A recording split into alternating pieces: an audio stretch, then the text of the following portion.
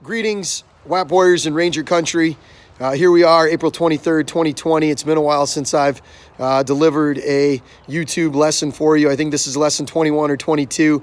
I've been watching, in the absence of sports, I've been watching old YouTube videos of games from the past. And yesterday, my daughters and I, we watched highlights from the 1984 Tigers World Series championship, and that was a real hoot. And I got to explain to them, who the players were: Alan Trammell and Kirk Gibson and Lou Whitaker and Parrish, and that was a lot of fun. And they got a little bit of history. But I think about this analogy when I think about, and I've been watching some old boxing matches. My dad is a fan of boxing, and so I grew up watching the boxing matches, Friday night fights, through the 1980s and early 1990s. But I never saw this fight, which took place in 1975. It was a fight between the King of the Ring, Muhammad Ali, the greatest, one of the greatest boxers. That's for another discussion another time. But one of the greatest boxers, if not the greatest boxer of all time, and a heavyweight champion, multi-time heavyweight champion, Muhammad Ali, fought in 1975, an underdog.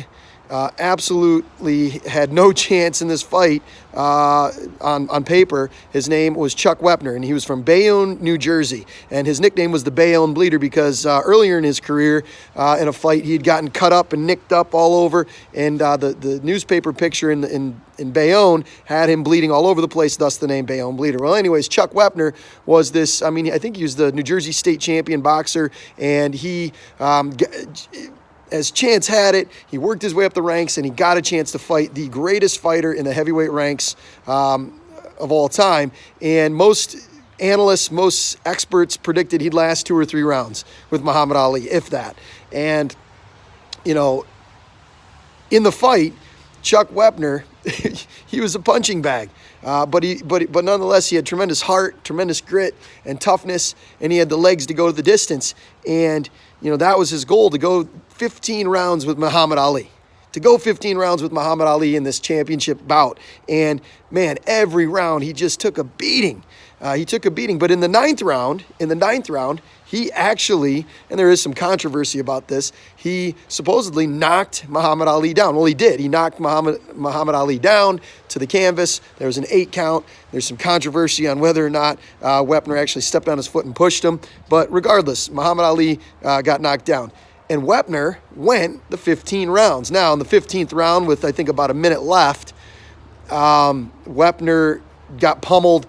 Ali got mad, and he still had legs underneath him, and he knocked Wepner out, technical knockout. But Wepner went the 15 rounds. Here's this guy who, most people going into the fight thought 2 or 3 rounds. He couldn't make it. He couldn't do it. He didn't have the legs. He didn't have the heart, but he did. And he went the distance. So my question to you is, can you go the distance here?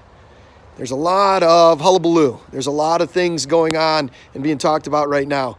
But I want you to think about it.